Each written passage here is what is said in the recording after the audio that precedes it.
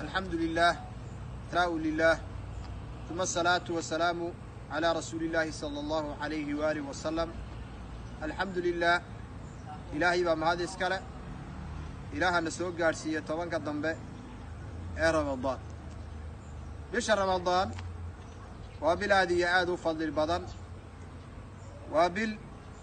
رب سبحانه وتعالى ما دام أمد إنه عمر جيدو وكوبن يهي آدي قابن يهي مواسم ووين ونكفى إذا يسنو سيد 10 ذي الحجة إيا مركا وحوي رمضانك إيا مواسم فربضان أي إلهي مركا ونسيه بشهر رمضان وعاكتر الليلة اللي يراد ليلة القدر. ليلة القدر وليلة ذي شرفت وليلة ذي قرآن كإله سودج إله حليه هي إنا أنزلناه في ليلة مباركة إنا كنا منذرين. إنا أنزلناه في ليلة القدر وما أدراك ما ليلة القدر. ليلة القدر خير من 1000 شهر تنزل الملائكة والروح فيها بإذن ربهم من كل أمر سلام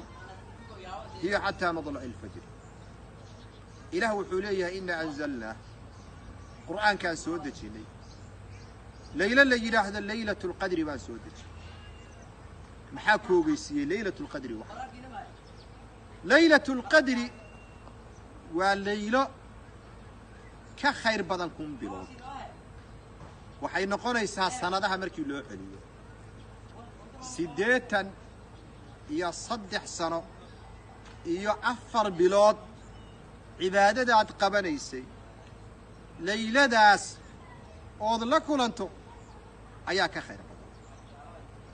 malaa'iktii baa soo degi, jibriil baa soo degi, idanka alla ay markaa ay ku soo degi sidoo ilaahay noo sheegay waa leylo أمور تأردن لحكومة فيها يفرغ كل أمر حكيم أيال لك رجية كوير الليلة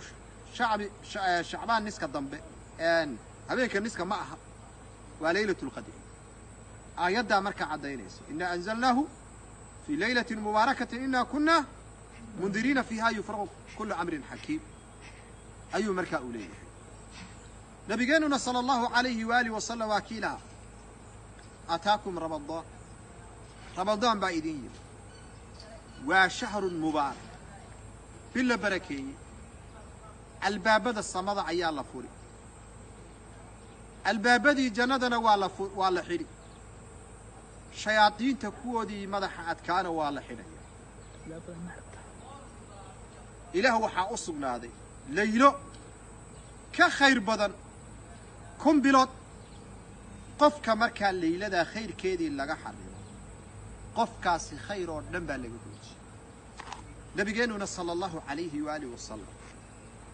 وحليه من قام ليلة القدر إيمانا واحتسابا غفر له ما تقدم من ذنبه. قفك استاغا ليلة ليلة القدر إيمانا رمين درتين إيا أجر طلب وأجر طلبيو وحالور عافيا ذنبي جيسي وحي هرية ودنبا مركا لونا. إذن نبينا صلى الله عليه وآله وسلم سيدي النوشي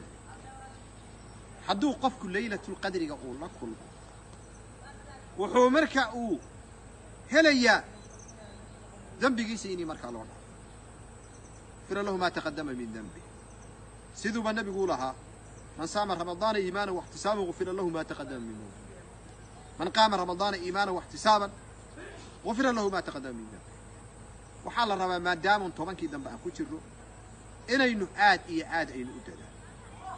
وإنه الليلة داس جماعات كإنه كده دالو شنت صلاة تراويح ده عن كده دالو تهجد كعن كده دالو صدقة عن كده دالو runta aan ku dadaalo wax kasta oo wanaagan aynu marka waxa weeye ku saasana laga rabo. nabigana sallallahu alayhi wa alihi wa sallam Aisha waxay tiri rasuul Allah haddaan arko laylatu qadri layladay tahay maxaan dhahaa nebigu waa u sheegay maxaa la rabaa ducadaas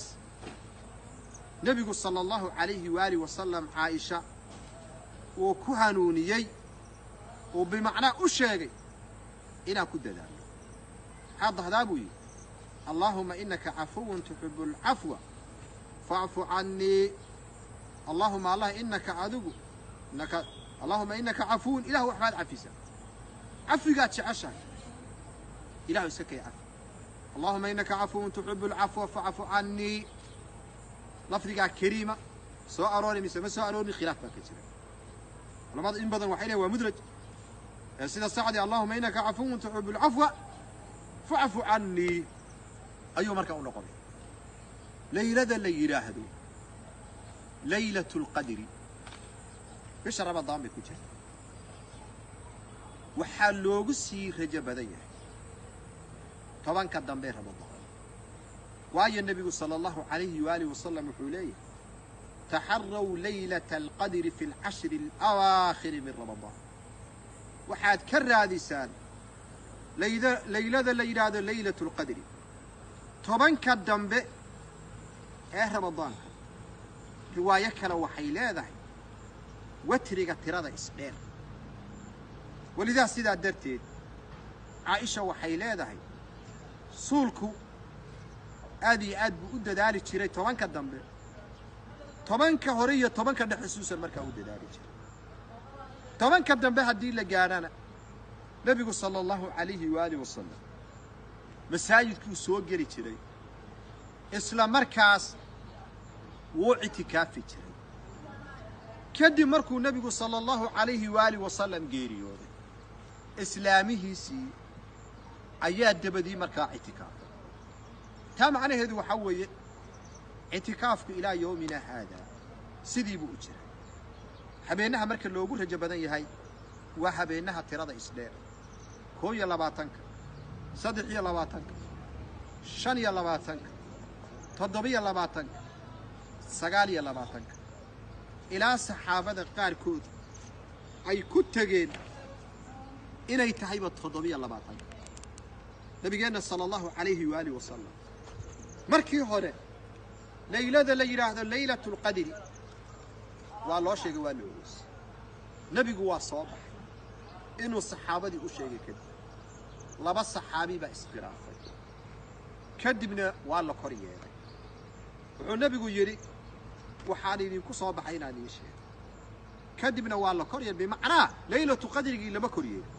ee caddaytaankeedii baa la kor yeelay waxaana laga yaabaa buu yihi arrintaas inay khayr idin tahay waayo haddii la dhihi lahaa laylatu lqadriga waa 27 keliya ama 25 qofku layladaa keliya unbuu dadaali lahaa inta kale oo dhanna wuxuu rabu iska samaynaa sida hadduu qofku wakhtiguu dhimanayo uu ogaan lahaa ee uu geeriyoonayo ee wakhtigiisuu markuu soo dhow yahay uu u dadaali lahaa marka waxaan leenahay aniga naftayda iyo dadka muslimiinta ah naftoodaba aan ka faa'iidaysano tobankii dambaan ku jiraa qaybihii ugu dambeeyay baan ku jiraa rabbina subxaanahu wa tacaala waxaan weydiisanaynaa layladaas inuu dhammaanteen inala kulmiyo fadliga badan wasalaamu calaykum waraxmat ullaahi wabarakaatuh